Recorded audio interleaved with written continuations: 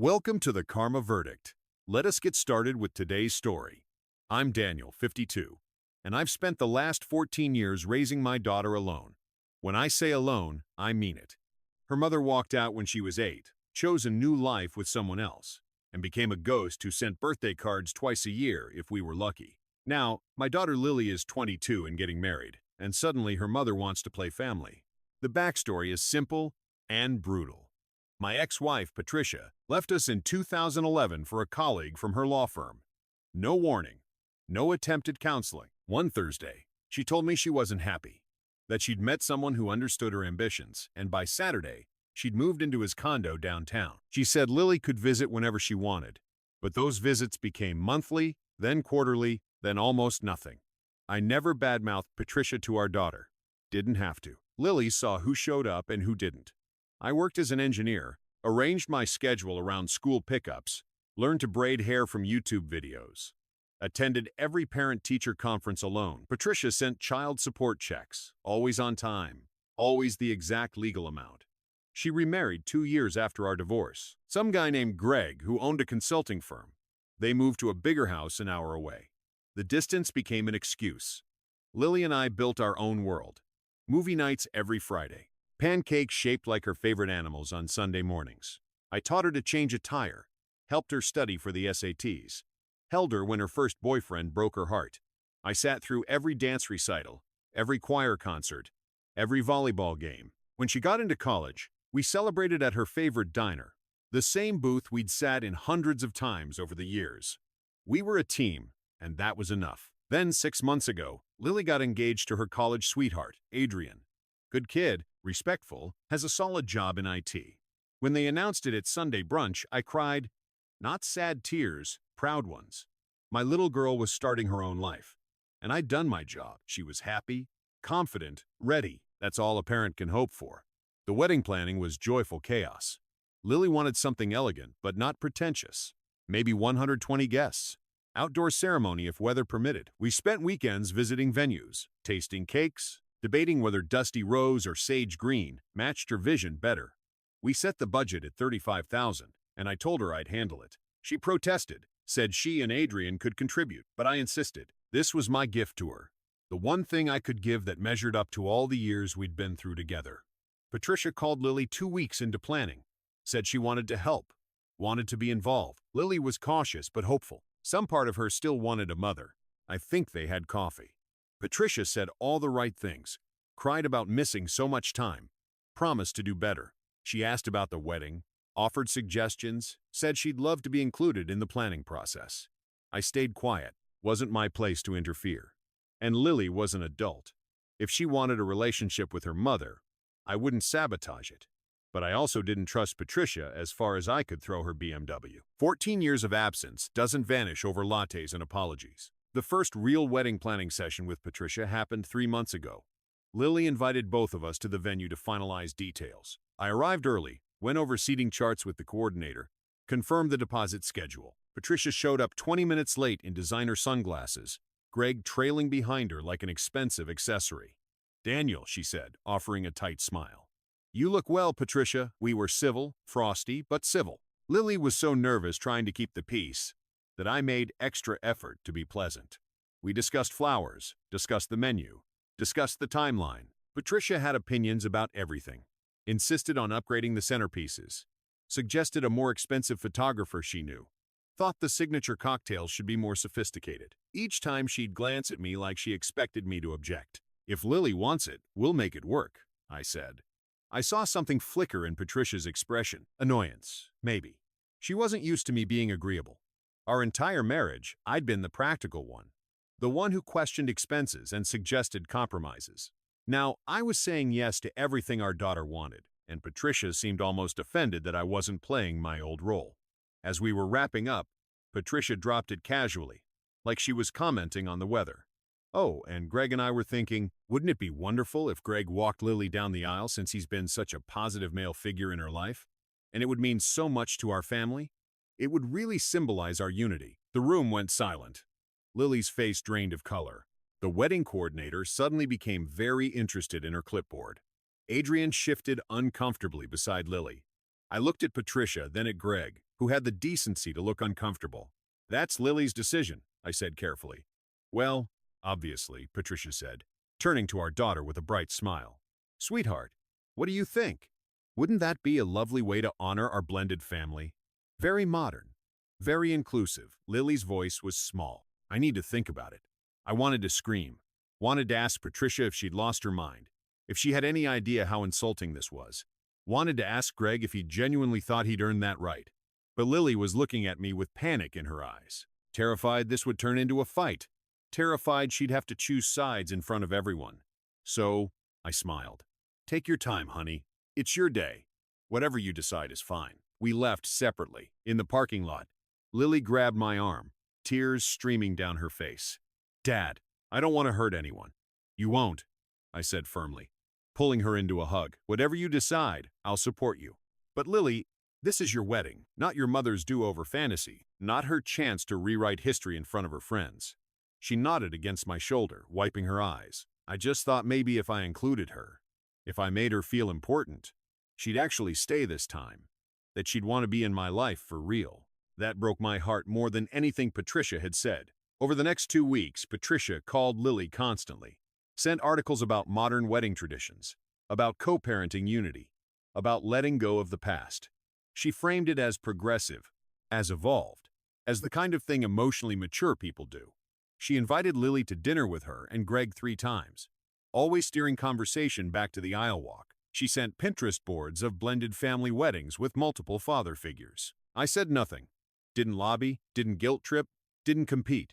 Just reminded Lily that I loved her and wanted her to be happy, whatever that looked like. Finally, Lily called me one evening, voice shaking. Dad, I think I want you and Greg to both walk me down the aisle. Would that be okay? I know it's weird, but maybe it's a compromise. Maybe it would make everyone happy. Lily, I interrupted gently, is that what you want, or what you think will keep the peace? Long pause. I could hear her breathing. Could picture her sitting on her apartment couch, trying not to cry. I don't know anymore. I feel like whatever I choose, someone's going to be hurt. Then wait. You don't need to decide today. You don't need to decide this month. Take your time. But Patricia wasn't patient.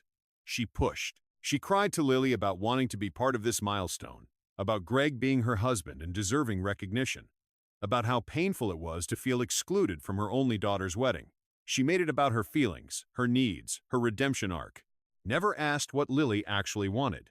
Never considered that maybe she'd forfeited certain privileges when she walked away. And then came the dinner party. Patricia insisted on hosting an engagement celebration at her house. Insisted it was tradition that both families should come together before the wedding. Lily agreed, desperate to make this work, desperate to believe her mother was genuinely trying. So, 2 weeks ago, I drove to Patricia's pristine suburban palace with its manicured lawn, fountain in the front yard, and 3-car garage. The house was full of people I didn't know. Patricia's friends from the firm, Greg's colleagues from his consulting business, a few distant relatives I vaguely recognized from our marriage. Lily and Adrian were there looking overwhelmed and out of place. Patricia had hired a caterer, set up a champagne fountain, hung string lights in the backyard, turned it into a production. This wasn't an intimate family gathering. This was a performance. I stayed on the edges, made small talk with Adrian's parents, counted the minutes until I could politely leave. Patricia flitted around playing hostess, introducing Lily and Adrian to people they'd never met, acting like the devoted mother she'd never actually been. Then Patricia called for everyone's attention, stood in the middle of her living room with a glass raised, Greg beside her, beaming like they'd accomplished something. I just want to say how grateful I am that everyone's here to celebrate Lily and Adrian, she began, voice clear and carrying. Lily, sweetheart, your father and I are both so proud of you. Watching you grow into this incredible young woman has been the greatest joy of my life. I nearly choked. She'd watched from a distance through occasional phone calls and Facebook photos. But sure, greatest joy. And I'm thrilled to announce, Patricia continued, smile widening, that we've come to a beautiful decision. Greg is going to walk Lily down the aisle. We feel it's such a wonderful symbol of family unity, of moving forward together, of honoring all the people who love Lily. My blood turned to ice. Lily's face went white. She hadn't agreed to this. Patricia had just announced it like it was settled in front of 50 people, putting Lily in an impossible position, making it so that if Lily objected, she'd look ungrateful and cruel in front of all these witnesses. I saw my daughter's hands trembling, saw her looking at me, eyes pleading, silently begging me to do something. I set down my drink and walked into the center of the room. "Actually, Patricia," I said, voice calm and clear, "if Greg's walking Lily down the aisle, then I assume you and Greg will be contributing half of the wedding expenses." The room went dead silent. Someone's champagne glass paused halfway to their lips. Patricia's smile froze. "Excuse me? Well, you're making major decisions about the wedding," I said pleasantly. Like we were discussing the weather, claiming family roles, hosting parties, upgrading vendors, making announcements. That's what people do when they're paying for a wedding. So, if Greg's taking my place in the ceremony, it seems fair that you cover half the costs. That's $17,500. I can send you the invoice breakdown tomorrow if you'd like to review the expenses. Greg's face went red. Patricia looked like I'd slapped her in front of her entire social circle. "That's not. This isn't about money," she sputtered.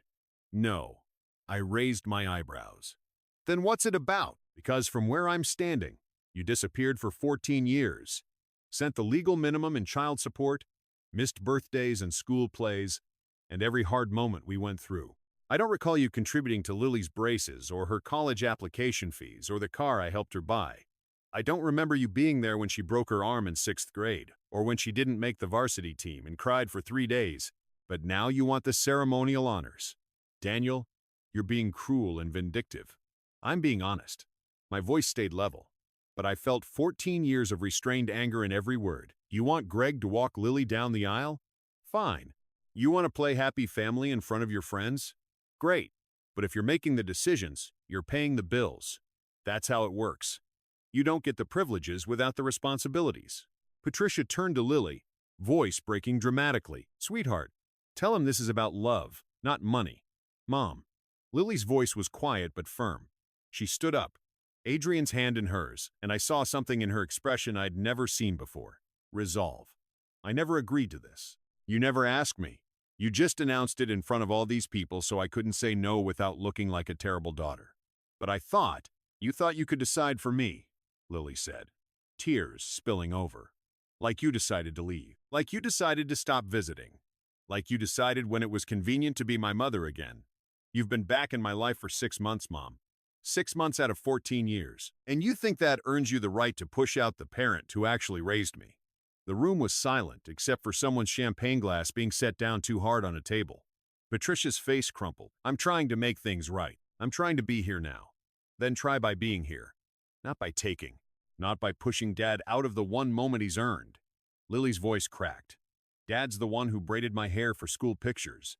Dad's the one who taught me to drive. Dad's the one who sat up with me when I had panic attacks before finals. Dad stayed. And Dad's walking me down the aisle. Just Dad." I saw Greg whisper something to Patricia. Saw her shake her head furiously. Mascara starting to run. Then Greg cleared his throat, trying to salvage the situation. "We're not paying for half the wedding," he said flatly. Businessman tone back in place. "That's absurd. Patricia's already been financially responsible with child support for years. Child support isn't a gift, Greg. I said it's a legal obligation, and it ended 6 years ago when Lily turned 18. Since then, nothing. Not for college, not for her apartment, not for anything. So, no, you don't get to call that being financially responsible, and then demand ceremonial privileges like you've been here all along." Patricia was crying now, mascara running, her perfect hostess facade completely shattered. "You're being vindictive. You're punishing me. I'm being a father." Finally, I looked around the room at all these strangers Patricia had assembled as props in her redemption narrative. "I stayed quiet for 14 years because I didn't want to put Lily in the middle. But you just did exactly that, Patricia. You put her on the spot in front of 50 people. So, no, I'm not being vindictive. I'm just done pretending that showing up after missing everything means you get everything." Lily took my hand, squeezed it hard. We walked out together, Adrian following close behind, and I heard the murmur of shocked conversation erupting as the door closed. The fallout was immediate and brutal. Patricia called Lily 17 times that night, leaving voicemails that ranged from tearfully apologetic to accusatory. She sent a long email at 2 a.m. about how I was alienating Lily from her, how I was being manipulative and controlling, how she'd always known I'd turn their daughter against her. Every message made it about her pain, her victimhood, her suffering. Lily blocked her number for 3 days. When they finally spoke again, Patricia tried a different approach. Said she'd been overwhelmed, that Greg had pushed the idea harder than she'd wanted, that she just wanted to be included in her daughter's special day. She didn't apologize for the ambush, didn't acknowledge the manipulation, but she did back off the aisle walk. She also didn't offer to pay for anything. Greg sent me a terse email calling me classless and saying I'd embarrassed Patricia in her own home. I deleted it without responding. Some things don't deserve the energy. Some of Patricia's friends reached out to Lily on social media, saying I'd humiliated her mother, that I was being petty and cruel, that family should forgive and move forward. Lily blocked them too. She was learning finally that you don't owe access to people who only show up on their own terms. The wedding happened 3 weeks ago. Beautiful October day, golden light filtering through trees at the outdoor venue Lily had fallen in love with months earlier. The weather was perfect. Mid-60s, light breeze, not a cloud in the sky. Lily wore her grandmother's pearls and looked radiant, more beautiful than I'd ever seen her. Adrian cried when he saw her walking toward him, and I walked my daughter down the aisle. Just me, my hand on her arm, her hand clutching a bouquet of white roses and eucalyptus, both of us trying not to cry. Every step felt like a lifetime of moments compressed into seconds. I thought about the day she was born, about teaching her to ride a bike, about dropping her off at college, about every morning and every night and every ordinary day in between. I kissed her forehead before placing her hand in Adrian's, whispered, "I'm so proud of you, so incredibly proud." She whispered back, tears streaming down her face, "Thank you for staying. Thank you for everything." Patricia attended, sat in the third row, not the second. Lily's decision, that boundary, she wore black, which felt deliberately mournful, like she was attending a funeral instead of a wedding.